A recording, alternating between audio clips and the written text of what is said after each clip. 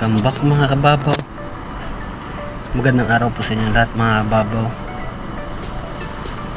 So matagal-tagal po tayo bago nakapag-upload mga kababaw sa kadahilan ng sobrang busy.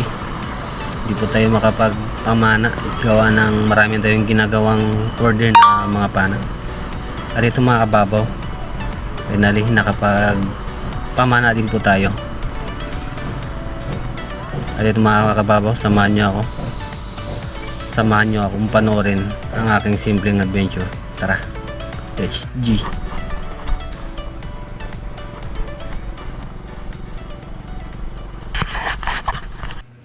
Dito din sa maliwanag. Ayun mga kababaw, na-meet ko na yung pinakpalay ko lang siyang ka-chat sa kausap sa YouTube channel niya. Okay. Pero yun mga ka-adventure, so since nga na hindi kami masyado magtugma pa ng schedule gawa ng busy pa tayo sa isla, tsaka pag malakas ang amihan, takbuhan natin pero to kaya kita-kits dito. Punta namin si si Kia Duang, babalikan namin si Kia Duang sa Nagtabon. Yun. Si kumusta? Juben? Okay naman, nagayaya ka sa akin kahapon. Nangyari? Ay, hindi ako nakasama kasi may schedule din, may kausap din akong tao na sabi ko magsisid kami kahapon. Kumusta naman? Ang nangyari, hindi rin kami nagpang-abot doon sa dagat. Parang nainip kasi 6 yung usapan namin. Dumating ako 6:25. Sabi niya sa akin. Pagdating mo, wala na siya? Wala na. Pero ano pa lang Sumisid ka pa rin? Oo, sumisid pa rin ako solo. Kumusta naman? Nako, idol, grabe. Labo dyan ng dagat talaga. Hirap talaga. Yung bumiling ng pana sa akin, kilala ka nun si Ma'am Kayer? Oo. Sabi niya nagyaya sa akin nakaraan kung saan daw pwede mag-explore fishing. Siguro rin ma'am, makapaya lang ako sa inyo dito. Shoutout Kayer TV, no? Yan. So again, ito po kasi si Sunny Boy. Yan. Kababaw. Yan. Si Kababaw talaga. Local spiro din niya dito sa mismong city ng Puerto Princesa. And at the same time, spear maker din. So shoutout sa mga spear maker natin dyan. Pero yun nga, as soon as umukay na yung sitwasyon dito ay mamamana tayo kasama siya. Kasi alam niyo naman, pagkatapos ng bagyo, pag mainland, sobrang labo talaga ng dagat pag bumababa yung matinding ulan galing sa mga bundok. So sobrang labo, no? Malabo Sobrang labo talaga. Kasi kami nga sa isla, nung ulan, lumabo pa. Paano na lang dito sa mainland? Nako. Mas malabo. Ayun. Pero, yun nga mga kababaw, support local and abangan nyo yung aming nalalapit na Collab. na collaboration. Magkakolab ako kay Idol Joy kasi baka makapag-ipon tayo ng konting ganon. Baka pala rin tayo ng Panginoon na makarating sa lugar niya. Sana. See you. Masamahan nyo kami. Thank you. Yun, mga kababaw. Okay, so God bless ha. Ingat lagi para sa mga lakad. At yun, pagtapos naming mag-usap ni Idol Joy Adventure, eto na mga kababaw, tuloy na natin ang ating adventure. Sobrang lalim mga kababaw ng dagat ang araw na to ng aking pag-dive. High tide po kasi at wala po tayong bangka, kaya yun, pinapakita ko sa inyo yung aking pins tsaka buya. Yan lang po ang ating magisilbing kasama. Mapagpalang araw po sa inyo lahat. Nandito po kami kababaw sa spot na naman. Siyempre linggo. Ito lang yung oras at araw na ating pwedeng pamana sa araw kasi pag Lunes hanggang Sabado busy po tayo sa trabaho. Kaya ito po ang araw na pamamana. Yun mga kababaw, maraming salamat sa lahat na nag-follow at nag-subscribe sa aking YouTube channel. Maraming salamat po sa inyo. At sana wag po kayong magsawang suportahan ng aking channel kahit na hindi pa ganun po kaganda ating mga video. Kaya sana mga kababaw, masuportahan nyo ako. At sa mga na-inspire pala mga kababaw, wag po tayong masyadong aggressive sa pagsisisid. Sa mga mabaw lang po tayo para mas safety. Saka na po tayo maglalim pag biyasa na po talaga. Kaya yun mga kababaw, palaging safety first yung ating unahin sa paninisip. Yun lang mga kababaw, maraming salamat po sa lahat. Tara samahan niyo ako. Yun mga kababaw, tapos na po tayong mag-gear up.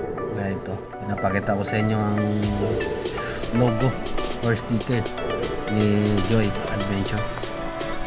Yung sana sa mga nagsuporta kay Idol Joy ay baka pwedeng makahingi ng like at subscribe na rin. At ito, pagkatapos natin mag warm up sa medyo mababaw at tumulo na tayo dito sa medyo malalim. At ito may dumaang mga grupo ng mga samaral or kitong. Nagtatry akong kumuha sana ng isa kaso mailap, ayaw nila palapit mga kababo. At ito, dito na ako nag-open mga kababaw ng camera sa ilalim. Nabangan ko sila ulit mga kababaw kasi umikot sila kaya inunahan ko na mga kababaw. Sa pamamana mga babaw, kailangan talaga natin ng konting pasensya at saka tiyaga dahil hindi po natin makukuha sa madali ang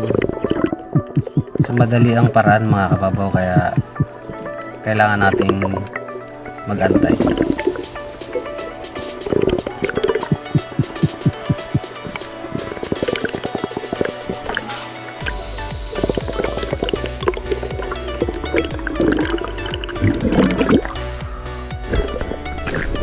At yun, pangatlong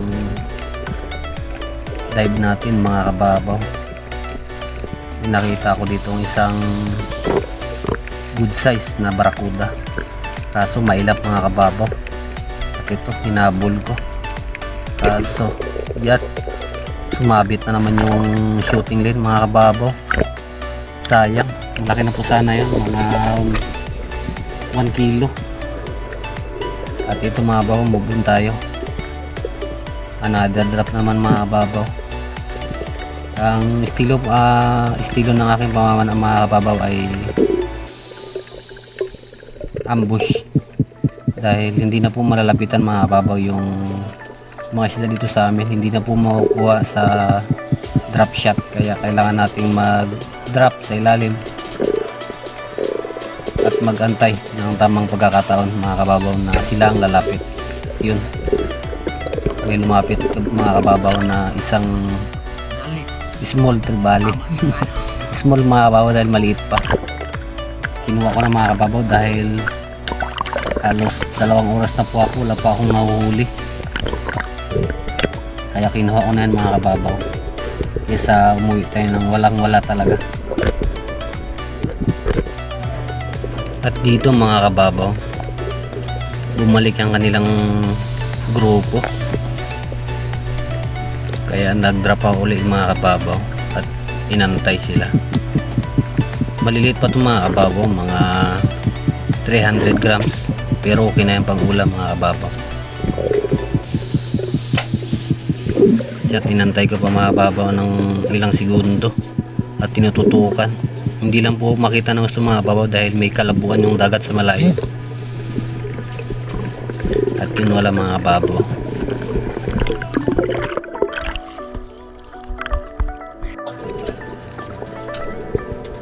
Yun mga kababaw, another drop na naman. Drop lang ang drop mga kababaw para makapang-ulam tayo. Yun nga mga kababaw, sabi ko tiyaga lang po talaga ang puhunan sa pamamana pag ganitong spot yung pupuntahan. At ito may kababaw, may nakita akong isang ihawin or pakul kung tawag dito sa amin, kaso dumaan uli mga kababaw yung maliliit na tribali. Ayan, inihirap kaso hindi naman tinamaan mga kababaw. Sumabit na naman yung ating shooting line. Sayang.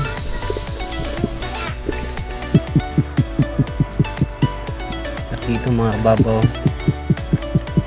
sa unahan ng konti, nasalubong ko naman po ang kanyang mga kasama. Ayan, nabawasan naman po natin mga kababaw. Siguradong may pang-ulam tayo mga kababaw. Kahit medyo maliliit, okay na yan.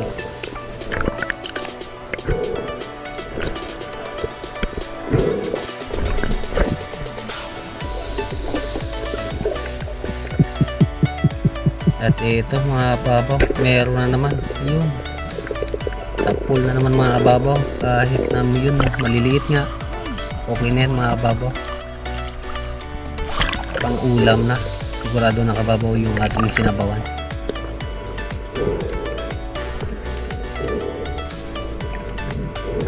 Dito mga kababaw, halos 4 na oras na akong mag-dive.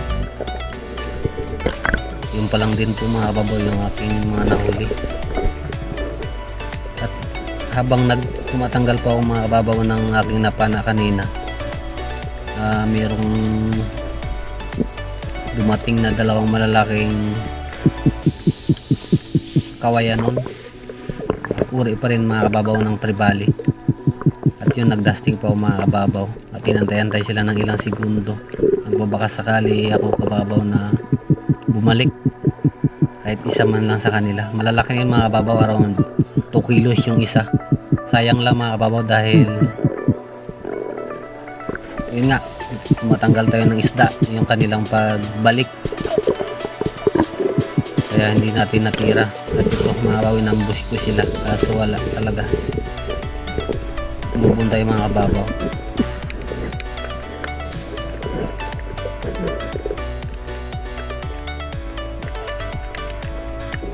Another drop mga kababaw.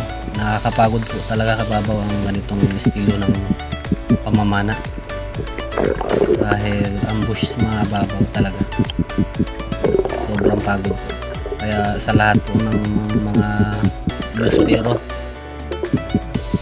huwag po tayong papasobra sa ating limitasyon at panatilin po nating maging makarecover palagi ng maayos sa taas bago po tayo mag-dive, para sa ganun maiwasan natin yung mga posibleng disgrasya na mangyari sa ilalim.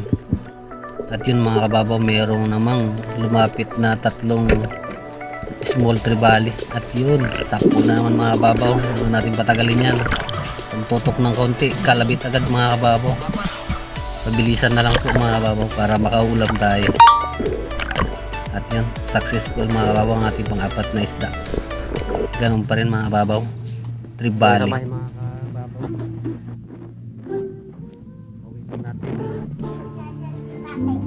11:50 ako dumating dito. Grabe mga kababaw, sobrang hirap talaga ng panain dito sa amin. Wala rin kasi akong time makapagdayo dahil nga marami pa akong ginagawa.